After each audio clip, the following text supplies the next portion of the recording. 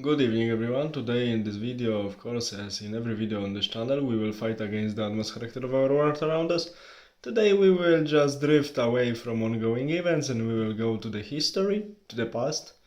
And I would like to just discuss the book written by Irish author, most likely I will pronounce his name and surname wrongly, Deirdre O'Hogan, and the book is Celts, a History.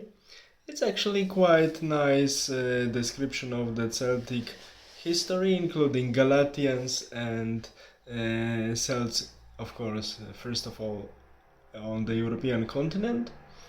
Chapters dealing with archaeology and the beginnings, the earliest beginnings of Celtic presence that is available for us. For people who are interested in archaeology, could be interesting, and also there is some information from linguistic studies. For me it was quite boring, but I know that this information is useful. Later the written history starts, history we remember more in detail. So the description is quite nice, the Celtic history, but unfortunately author made some, for some people tragic, for some people like me hilarious mistakes. For instance, claiming that Pyrrhus, this king of Epirus, who is famous from his costly victories, that he has fallen under the Sparta.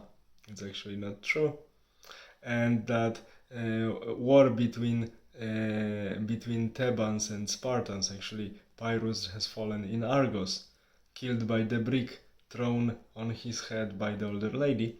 But okay, that confusion of the war between Spartans and Thebans with the Peloponnesian War, it's hilarious error. Another error is confusion of the family relations between the famous reformer of Roman army Gaius Marius and Gaius Julius Caesar. Okay, it happens. But one of the most tremendous errors I found in this book is complete mess up of events from the 60s of the 4th century AD. So history of Julian Apostate, one of my favorite Roman emperors, and with the history of the Arbogast and Eugenius revolt that took place about 30 years later, without mentioning even Julian the Apostate. Quite hilarious and at the same time dramatic historical error. So we see that when the author was trying to drift from the topics strictly connected with his favorite Celts, his ancestors, he was not so confident about the information he was presenting to his reader. That's why some errors are present in this book.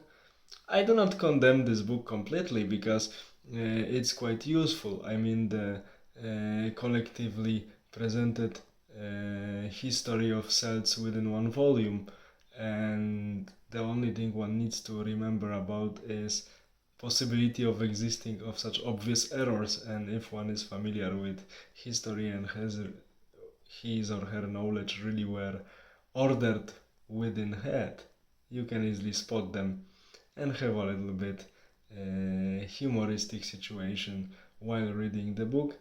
And this is actually the maximum flow I would assign to this work by Mr. O'Hogan.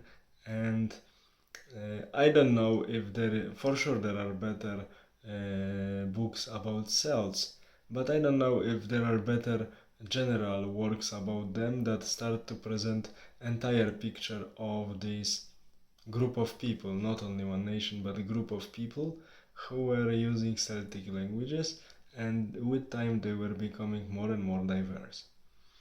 Quite interesting story within one volume, with some flaws I mentioned. Also, that suggestion that the conversion of Constantine the Great took place in 324 AD is also not so really correct.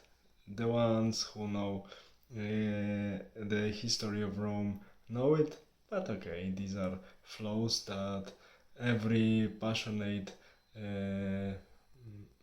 investigator of the history would easily spot in this book some other informations that are related directly to Celtic people are really valuable, and that's why, despite so many flaws, it's worth reading this book. All the best, have a nice evening, take care, see you soon.